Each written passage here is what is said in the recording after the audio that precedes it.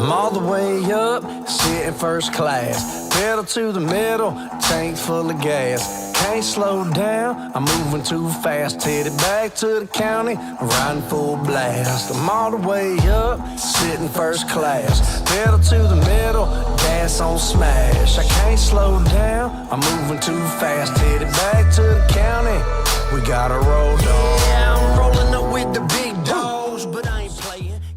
Well, hello everyone. Thanks for coming back for another video. In my last video, I talked about how I had a problem here with the way this wheel didn't have enough clearance on the bed. So I laid out some options, some ideas, and decided to go with a new axle. So before I get into the new axle, of course, I had to take off the old axle. So I got this whole thing lifted up off the ground, as safe as I could anyway, unbolted it, threw it out in the yard, cleaned up my work area, and went and bought a new axle.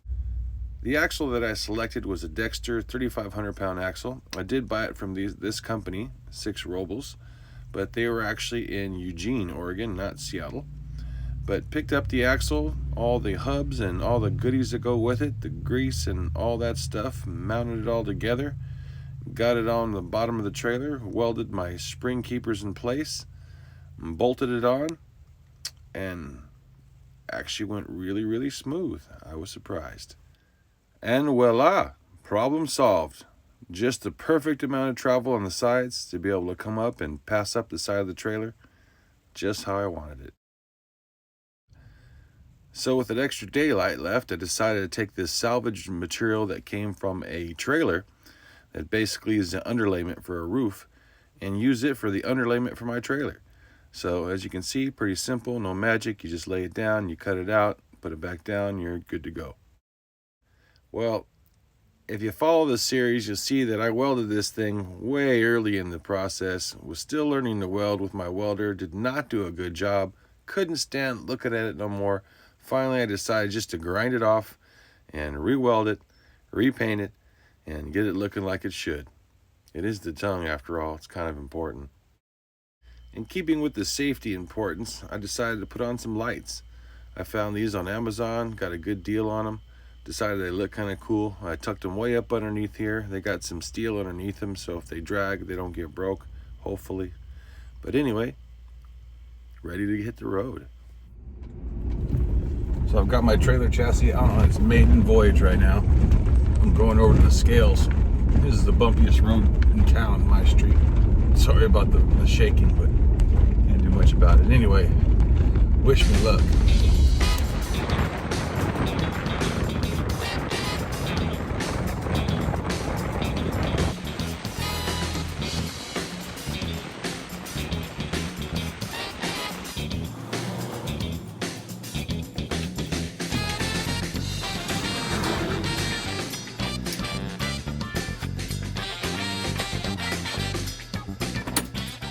I'm hoping you can see this string right here.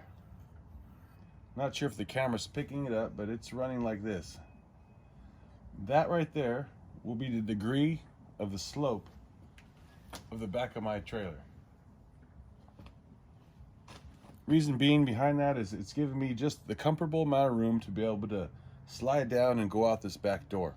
So by doing this, it's going to bring the edge of my trailer here to 3'6" off the deck. So with that kind of slope, you're only talking about from here to the door, it's going to drop 6 inches basically from the peak, because the peak's going to be 4 foot tall and this will be 3'6" here. So as it comes on the slope going up, this will be about 3'8" right in there, 3'8" inches, and that'll give me that nice little slope, and I'll be able to take advantage of this curve.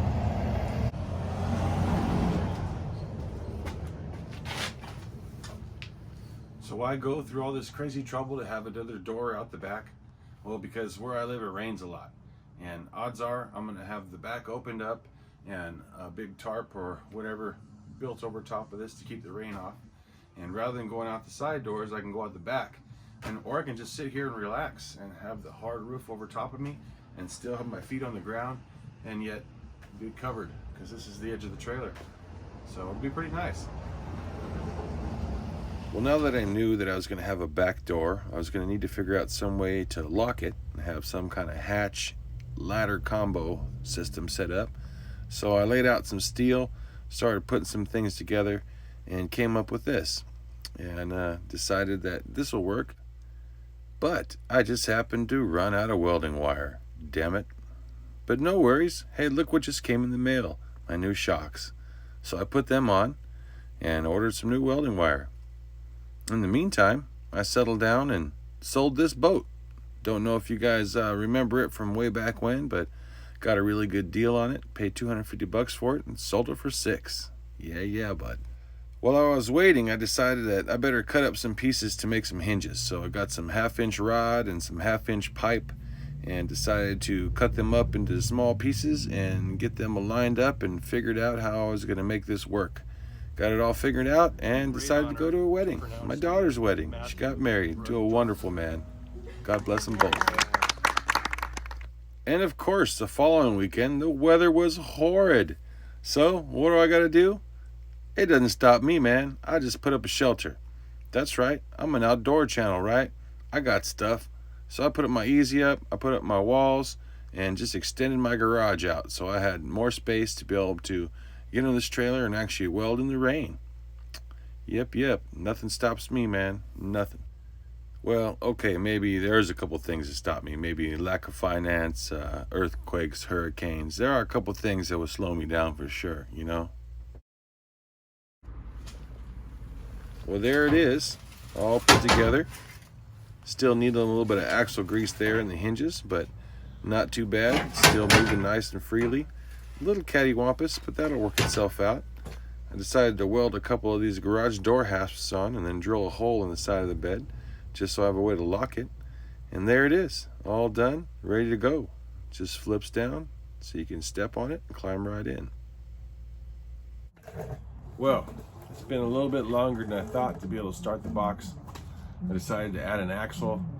I decided to build this rear hatch and ladder system, add my rubber membrane that goes underneath it there, and then put my lights on and get all that wired up. So now I actually have a good chassis, a good bottom section of my trailer with new shocks on it even, and it's ready to rock and roll. I took it down the road. It handles great. So I can't wait to see what it does when I get the box on the back. I can't wait to build this box. It's what I've been waiting for the whole time. I enjoy all the welding and all that part of it, and the fabrication is pretty cool. But you know, woodworking is really what I really enjoy. I like working with wood. It's an easy, natural substance, and it's just abundant. So I enjoy it. So here we go, the next section. So check this out. Got 3/8, 2 sheets on the bottom and a 1/4 on the top, right? As you can see, perfectly lined up. On both these sides, right? But look at this. The 1/4 inch is just that much shorter, about a 1/4 inch, than the 3/8. All the way around. What the hell? Doesn't make a difference to me going this way because I got to take a couple inches off the bottom anyway. But I need every inch I can get across the back. That sucks. Well, here's something that worked out way better than I thought. So what I got in my hand here is an electrician's fish tape. It's for running wire through walls or for conduit. You basically fish this through your hole and then you hook your wire to it and you pull it back through. And that's how electricians run wire, if you don't know. So it's a stiff, basically, rod that's flexible. So, man, I thought, this ought to be pretty good. I'll use this to get my rounded shape. So basically I just clamped it onto one end there, used some things laying out around the shop there just to get the right arc that I wanted, and got out my pencil and traced it out. And this works really, really well. I gotta say, it's a great thing. I'd use it again. I would definitely use it again. Well, unfortunately, to save time here, I'm filming with my phone. So I got the great footage of, you know, real close up and everything about how I can cut this out with my jigsaw, and I thought it was looking pretty good, but a text message came in and stopped that recording, and you just can't retake that scene. Sorry. After the reeling of losing my footage, I decided to clean up my edges here a little bit using a file and a blade that I have actually off of a planer. And basically I just went around and made sure all my edges were nice and smooth. The edge of the roof is going to be the biggest profile people are going to look at, so I wanted it looking decent. So after I got the edges cut out, it was time to cut out the doors. I got all 4 pieces together now, my inner walls and my exterior walls all clamped together, and I'm cutting these doors out. So these doors are going to be exactly the same size on both sides. They're also going to be exactly the same fit to the same pieces of plywood. So what I did here is I actually marked them A, B, C, and D. This way I know exactly which boards go with which boards. So when I go put this all back together and build my doors out of all this, they should fit perfectly. They should. I hope. That's the theory anyway. Please pray for me. Forgive me here for kind of tooting my own horn, but when it comes to using a skill saw, I'm pretty accomplished. Got lots of hours on them, done a lot of crazy things with them. So for me to be able to cut these lines perfectly straight and everything, it's kind of talented, I would say. So if you're not good with a skill saw, you may choose to do this a different way. You can put a runner on the sides. You can clamp out some 2x2 on the edges. This way you have something for your saw to actually follow and stay nice and straight. That would be one way of doing it. But regardless of whatever you use, what kind of bench or brake you use to make sure your saw goes straight, or even use a jigsaw with a piece of 2x2, when it comes out to having to cut that arc right there, you're going to have to do that by hand. And the best thing I can say for somebody who's not used to using saws is just go really slow. There's no reason to go fast. Take it nice and easy. You don't want to stall. Don't ever stall. The moment you stall, you're going to have a weird edge on your cutting plane. So the best just to go really, really slow and never stop. So that's kind of the best trick I can give you as far as running a saber saw or a jigsaw, is just go slow. Take it easy. Let the saw do the work. Don't try to force it. Don't try to hurry through it. Even on this long cut like you're seeing me do now, when I reach that other end, boy, the tendency is you just want to push and get through it because you're at full extension. You know, you're kind of standing on your tippy toes, and you're hoping that the board you're cutting doesn't fall through and snap. So you want it done quickly, but at the same token, if you push through, you're going to end up with the end of your line just a little crooked. And you don't want to do that. So just take your time, go all the way through, hold your breath, be tough, and cut it out. Also, make sure your cord is not going to get hung up on anything, that when you extend like that you're not going to get hung up where the cord plugs into the extension cord.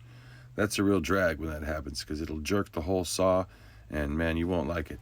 Also, make sure your work is supported well. You see there, I'm using a jack stand to make sure it stays up, because I got 4 pieces of wood here stuck together. So if I were to let that bend, that means that the cuts wouldn't be the same anywhere on all 4 pieces. They'd be off by whatever degree the bend was.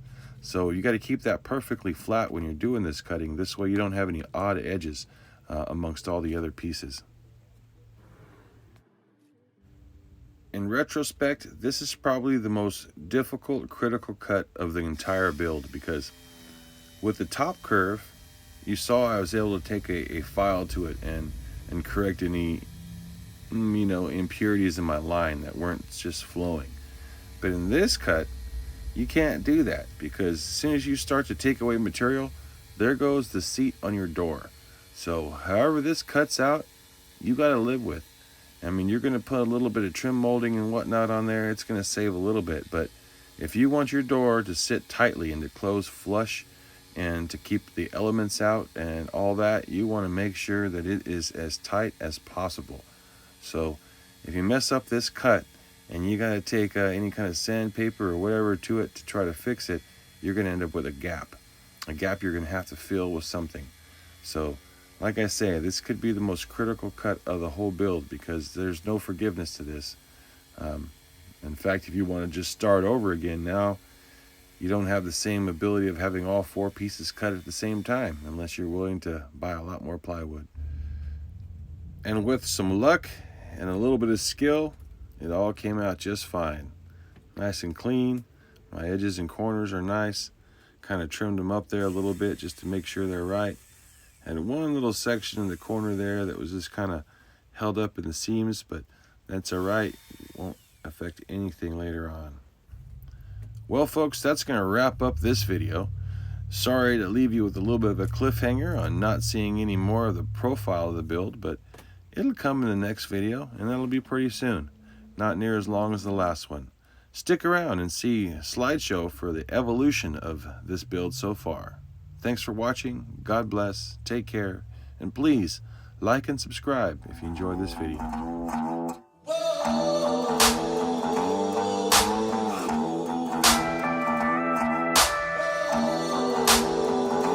I'm all the way up, sitting first class. Pedal to the metal, tank full of gas. Can't slow down, I'm moving too fast. Headed back to the county, I'm riding full blast. I'm all the way up, sitting first class. Pedal to the metal, gas on smash.